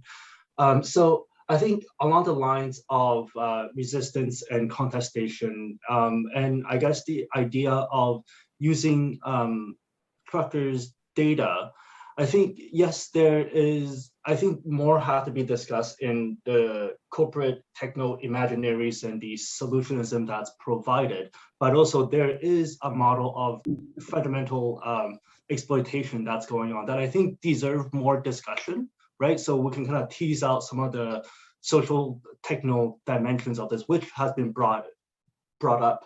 Part of this is also saying, when we look at these technologies like eyeball tracking and on facial recognition, I think there were some of the in some of the technology presented, the science behind it, it is still very, very inconclusive.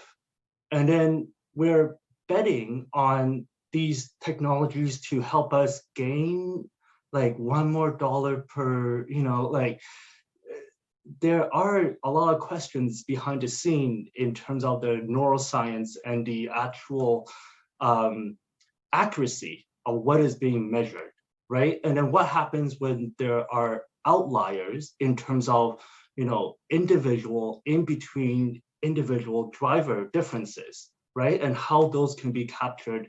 And then this could be a very precise question, but it also talks about this could be a different type of last mile question of saying sometimes these solutions are not very precise, and it's more about the pitch of how this, let's say, exploitation model can continue and not actually addressing the root issues of, and the distinction between the ELD being a regulatory mechanism versus an actual kind of labor safety mechanism is actually quite fascinating, because that really just say there are pieces in terms of institution. Yes, there is big deregulation, but also there seems to be this re-regulation from the private sense of how this sector is going to develop.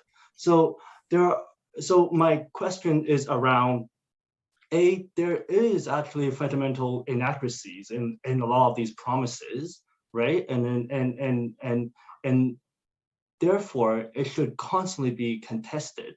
right? In terms of how workers are experiencing this and then how they're being maneuvered or manipulated even within this model that ultimately still lead them to fatigue, right? And then is there actual proof that it's actually reducing fatigue? Because there is still, I know there are some companies that are using these or coming on board, but again, there's almost this bipolar nature to a lot of these debates, right? You want this, but you also want this.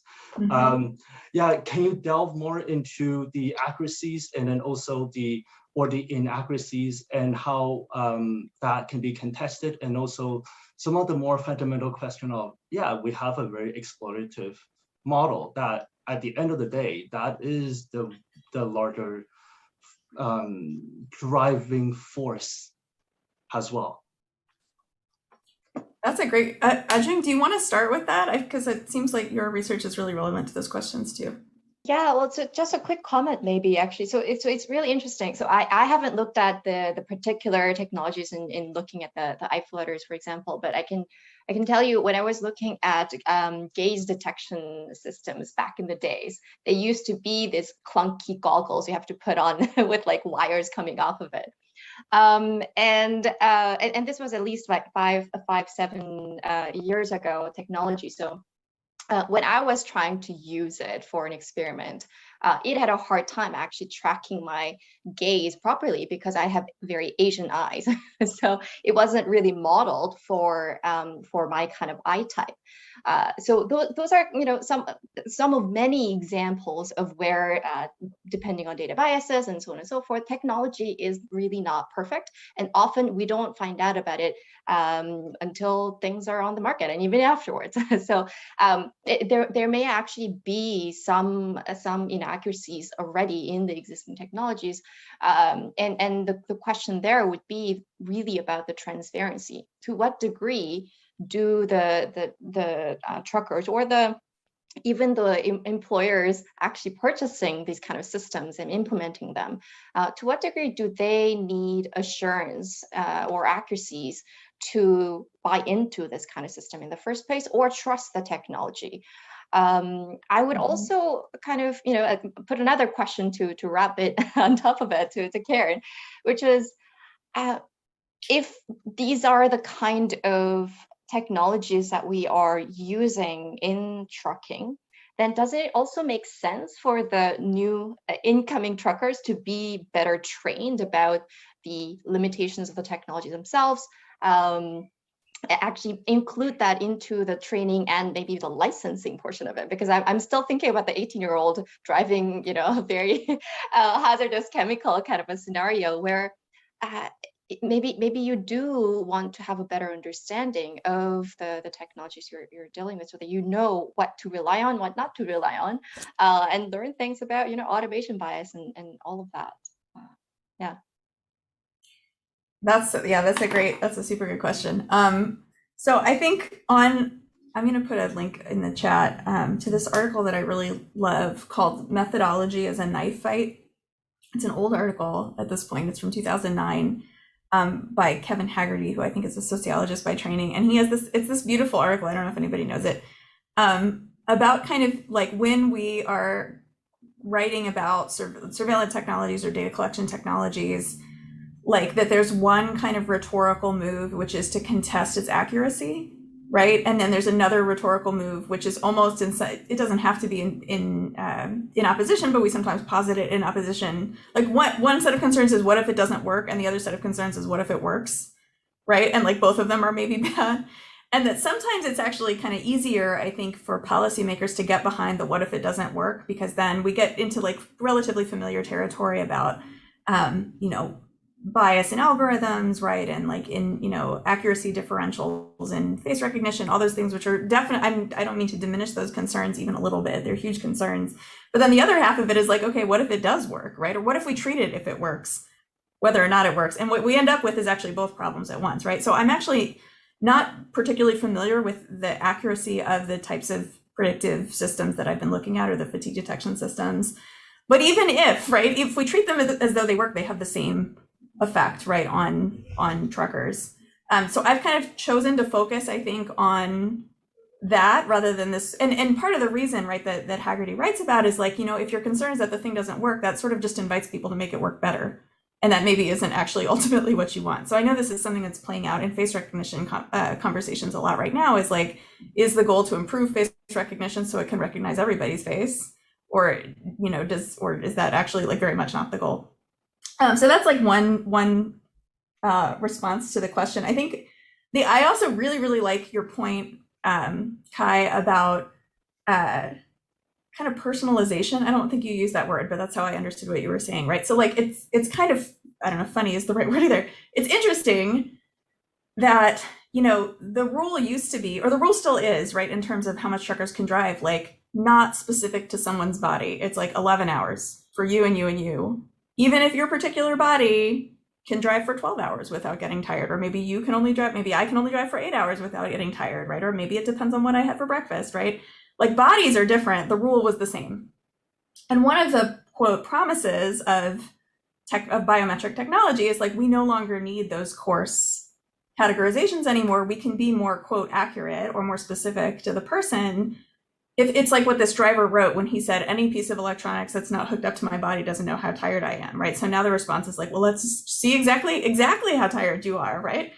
And there have been proposals, unsurprisingly, to actually change the law so that the law will no longer say everybody gets the same amount of driving time, but the law will say the amount of driving time you get depends on how tired your specific body is. Now there we would run into a lot of that. I don't think this is going to happen anytime soon. This is a proposal that has not been taken up, but it's something that's been proposed. And there I think we would definitely run into these concerns that you raise about like, well, what if it's less accurate for certain people, right? Because then we are endangering people's ability to make money, right, in this very direct way by, potentially misconstruing how much they can actually safely drive. But we are definitely putting a lot of faith in these systems, right, to your point, right? Like there's this assumption that they are actually telling us something that is useful and that maps onto, the safety outcomes that we ostensibly care the most about.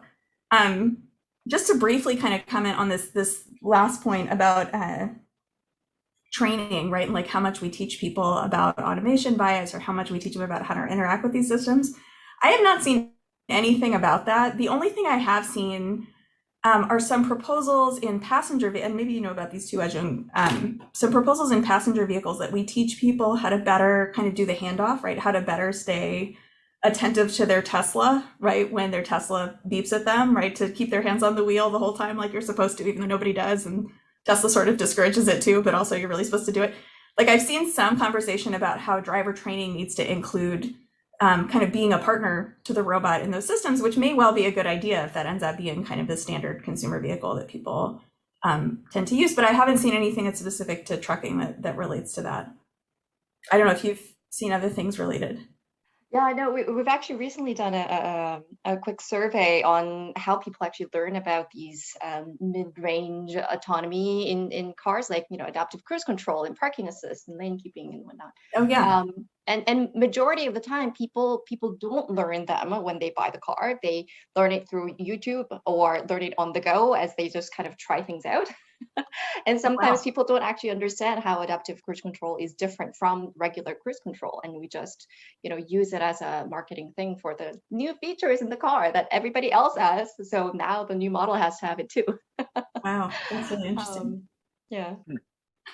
Well, thank you very much. I really like. Well, I just checked the reference, and I like the point about the fact that whether the technology works or not, it's actually an issue, and we should discuss it. Because that's true, we do tend to focus sometimes on the accuracy of the technology, but there's still an issue even if it's not working. Because the next time we'll have something that is working, we'll already be ready to sort of put it in place because it's already in the discourse. And okay, if I did not lose track, I think it's your turn, Ewan. Now we went through Cassandra's and Kai's points or questions. I can go, and my question is a bit linked with what we just said right now and what Kai asked. It's perfect like that. Thanks, Karen, for your presentation. I find it very clear, very interesting, and from my point of view, when you go in details in what the work means exactly, we have a very different perspective on AI. You clearly show that we do not discuss of do they disappear. You clearly on the idea of hybridity or hybridization between AI and people. And my question is about that. And for the firm, for the companies, for the employers, I imagine that the employers are very numerous. Maybe they are small, but do they have a reflection on this fact that tomorrow maybe they will not have to manage trucks and people, but something in between, hybridization between man and machine? Do they have an idea on that? When you answer on training, etc., it was a bit on this subject. And my second question is about other firms. I mean Uber and Google. What are their idea at the beginning when they try to develop this autonomous cars? Are they wrong? Do they imagine that in the future they will manage only automated engines and they are wrong? Or do they engage in this idea of hybridization? Do they move on this and do they reflect on that? Or is it very far from them? It's two different kinds of firms. So I have two questions. Yeah, it's a great question. So on the first question about kind of trucking tradition, I'm sorry, my phone is ringing. I didn't even know I had a phone in here. Hold on, let me just take that up. And it looks like a good old wired phone, like not even. Yeah, I thought it was unplugged, but I guess it's not unplugged. Hold on one second. Take your time. I have the same issue with my office phone because I haven't really used it. So yeah, I thought it's under the desk and I thought I unplugged it, but maybe someone plugged it back in. Anyway, sorry for that. On the Speaking question of, yeah. Go ahead, sorry, go ahead. Good. No, I was just going to say, on the question of companies, so when I've talked to trucking companies recently about kind of the time horizon for this sort of thing, what they say, I mean, what do they maybe know as much as anybody, but their estimate is in the next 30 to 40 years, they'll have to start thinking about this seriously. The autonomous truck conversion. That's like not soon for them, right? Like they're seeing this as relatively far off, both because of the technical issues and the legal issues. There's like the cost savings. If you have to have a person in the truck anyway, it's not obvious like why you would rush to do this, right? Because the cost savings come from not having a person in the truck. So semi-autonomous doesn't really help them out all that much. So it's not in their short-term view. That said, large companies are investing much more in the like the biometric data collection, the other forms of data collect. This is maybe unsurprising, right? Like they see much more value in those technologies than small companies. And trucking is very divided. I don't remember the statistic off the top of my head, but like there's a few kind of giant behemoth carriers, huge companies, but most of the industry is comprised of small, like, a couple of trucks, right? Like, or me and my uncle or something. It's like a few people. For them, like the kind of fleet aggregation information is not that valuable, right? Or you don't really need to they have less of a principal agent problem, right? You don't really need to keep track of these employees who you have no relationship with in the same way because that person is your brother or it's you, right? It's like you're a solo operator. So having this information is not helpful. But you do derive a lot of value if you're a big company. And so what a lot of people are concerned about is increasing concentration, further increasing concentration among large firms and making it even harder to be a small player in the industry. And then your second question, Ewan, was about Uber. Sorry, I had it in my head, but remind me what the second question was. Uber and Google, what was their objective at the beginning? Do they think that they will become managers of automated engines, or are they wrong? Is there a mistake from their part? It's really interesting. Like there was so much excitement about this in the sector 5 years ago, even 3 years ago. And there's been a real exodus actually so Uber got out of the business. Google, I think, is still in it, but in like a more constrained way. There's a company called Stars. Like there's several big companies that like made a big investment push in autonomous trucks maybe 3 to 5 years ago and have kind of slowly been withdrawing or closing down. And some of them have written these kind of postmortems about why. And a lot of them have said like, this is just a technically really hard problem. Like it's really difficult turns out it's really hard to make an automated truck or an automated car, right? And I think that this is, Adrian, you probably have a better sense of this than I do, but I think this is true not just in trucking, but in kind of autonomous vehicles generally, that there was like a real hype cycle and that there's now progress, but the progress is a little bit tempered by the reality of the problem. Is that your read of it too? Definitely. There's a lot more hype and a reduction of the practical challenges that we actually have still. Yeah. Okay. Thank you. So I think now, there's a comment. I'm not sure it's a question by Luc Cousineau, sorry, about the hyper masculine culture of the trucker and maybe the way that interferes with their modes of resistance. We know that already, I think, but their willingness perhaps to accept the technology. And I'll mention it because I also had a question about that. So I sort of wonder also, like, if this was a more like feminine culture, say, would things be different? And I was thinking maybe not necessarily, but anyway, so does that play a role? Yeah, it's the phenomenon. It's a great point. So it's definitely the case. There's some really beautiful work on this from historians about kind of the masculinity inherent in the industry. And other to your point, other hypermasculine. I have a short article on this on hypermasculine work and surveillance. And the reasons that this is particularly challenging in places in not just trucking, but in other occupations where stamina is sort of construed as like being really essential to the job. So even if you look at like the relationship between fatigue and work and things like ER doctors, right, or medical residents also are just incredibly tired, but it's been really hard to get reform because of a lot of the same actually kind of, even though it's a very different profession, right, there's a lot of the same tensions around fatigue. Stock trading, construction work, like all kinds of different jobs that have this kind of quote masculine quality. But to your point about about women or about feminization, I definitely, even though the industry is mostly men, I've talked a lot to women truckers and some non-binary truckers. And I'm hesitant to generalize from the conversations I've had, but if I were to, I think the trend has been that it's very difficult to be a woman in trucking. Everyone thinks you're weaker. People give you a really hard time. It's much harder to be safe, right? Like there's lots of concerns that we might easily anticipate.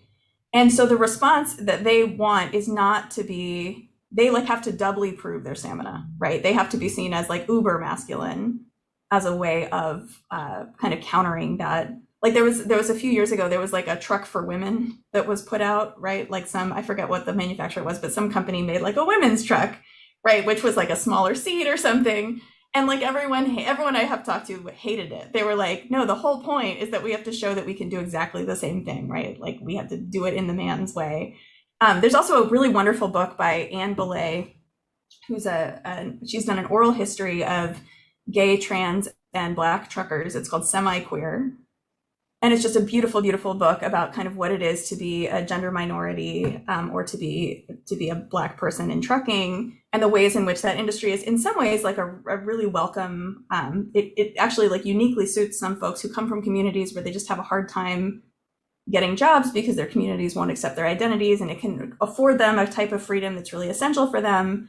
And then the crackdown of digital surveillance in the industry makes their lives that much harder, right? So one example that she gives is, for a lot of especially transgender truckers, like going to use a restroom in a truck stop is like just not a possible, like it's not safe for them to do that. So they instead have tended to bring like portable toilets that they bring into the truck cab. That becomes much harder when there's a camera in your truck cab that like your manager is watching or your boss is watching, right? So that's like one small thing. Well, it's not a small thing, it's a big thing. But that's one instance of the way in which these technologies can have a disproportionate impact on folks who already are kind of, construed as being, not belonging in the same way or being non-normative in the industry. Oh yeah. Thank you, Luke. It's a wonderful book. Like you should definitely buy this book and not my book because it's like the best book about trucking, or you could buy both books. But it's a beautiful oral history. Wow. Okay. Thank you. Okay. Now we have a question from Aude.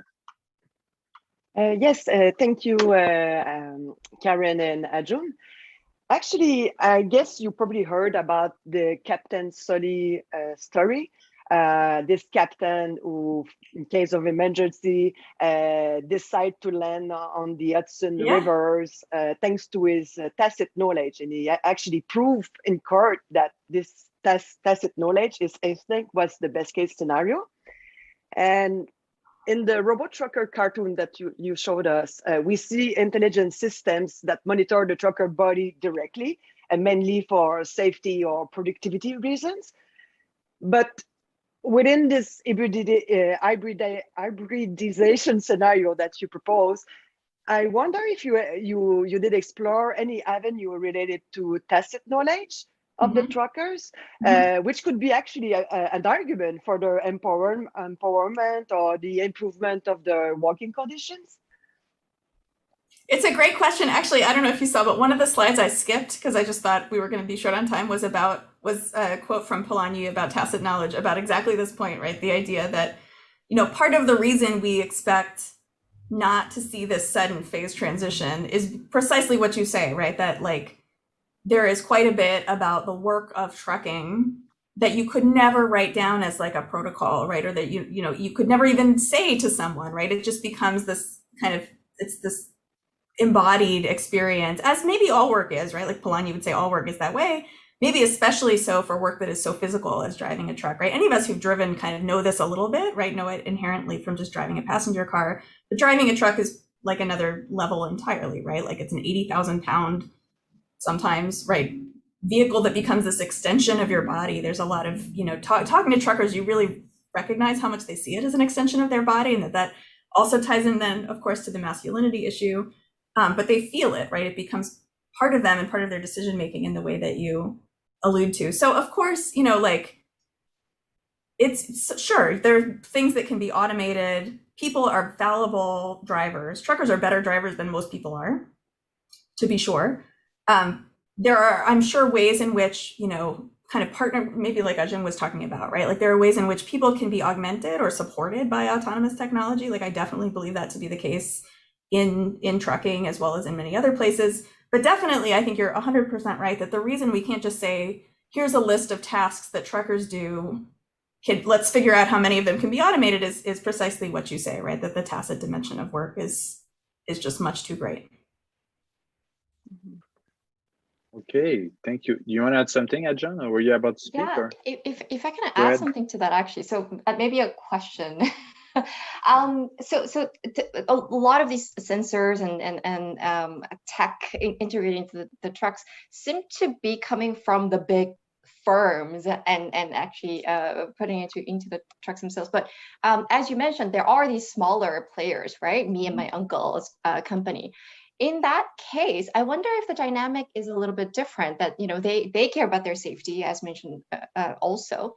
So, for if any of them are like my husband, who has all these gadgets for sensing and productivity and, efficiency maximization in his days, I can see some part of the population actually adopting this kind of technology for their own productivity maximization as well, like reducing that kind of waiting time, or making sure that they are doing their job a little bit better next day for maximum revenue. Have you seen a little bit of that as well? It's a really good point. It's an interesting question. In my own experience talking to drivers who either are owner operators, right, drivers who drive themselves or just drive with a partner or a couple partners, I have not heard anyone say that they are learning something. I'm sure there's millions of drivers, right? So I'm sure there are some, but none of the ones I talked to happen to say that.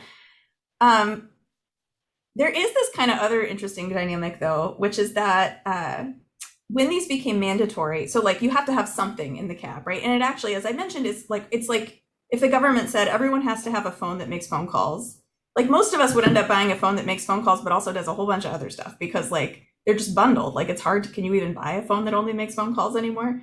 So the law kind of understates what actually, the surveillance capabilities that have actually been integrated into most trucks, because the package is just together, right? Most of the stuff you would buy is going to have all these auxiliary monitoring capabilities. But there was this one brand of electronic logging device called evocatively the FELD. You could probably guess what the F stands for, which I think they may have just shuttered or like been sold, but they opened up like when these became required, and they had this big billboard at a truck show that was just a picture of somebody like flipping up their middle finger. And it said like, I can't remember what the words were, but like you can imagine, right? It's called the FELD. And the messaging is clearly like, yeah, we think this sucks too. We're gonna like, it was so interesting. The whole like conceit of it was like they gather the bare minimum of what's required, right? It was like a dumb phone, right? They only gather a little bit, and they were explicitly designed to be difficult for law enforcement to interface with. So sometimes like truckers get pulled over and like the cops have to look at the ELD to see if they've driven past their hours. And for a variety of reasons, they like were designed to be difficult for the cops to get that data out of. So it was like this, I talk about this in this resistance chapter, how like actually, limiting the capabilities of the device also sort of serves truckers' interests in some ways. I know that's not what you're asking about, but it was kind of like one kind of breed of monitoring device that tried to serve the needs or the perceived needs of these communities of folks for whom like a bunch of analytics were not that exciting, but who definitely wanted to like stick it to the cops. So yeah, I love this example because I mean I think the sense is, who has the sense of control, right? Who is buying this product to have that sense of control, and maybe we can flip that a little bit, but yeah. Interesting. Okay, well, I think we could stop there because I'm not seeing more questions in the list. Maybe a long comment from Luc Cousineau, but besides that, a few people mentioned that they would like to read the chapter you mentioned in the book. But I wanna repeat that the actual book is coming out fairly soon, normally, so this fall at Prince University Press. So the book Data Driven Truckers, Technology, and the New Workplace. So that's certainly a way that we could read more of your stuff on this topic. I'm also happy to share. I mean, if any, that would be great. But if folks would like to see that chapter, I'm happy to share it. If you just send me an email, I'll be happy to send it your way. Okay, or maybe they can contact you. Can we do it this way? Sure. Or you're pretty easy to find on the fine. internet anyway, so on the Cornell on your Cornell website. So okay. All right. Well, thank you very much, Karen. That was very, very interesting for all sorts of reasons. And thank you, Adrian, and everyone else that was involved. And so we'll see you in more or less a month from now. And the video should be also available on YouTube. So you should receive, with the next invitation, there should be a link to the video. Thank you, everyone. Thank you, everyone. Thank you. Bye-bye.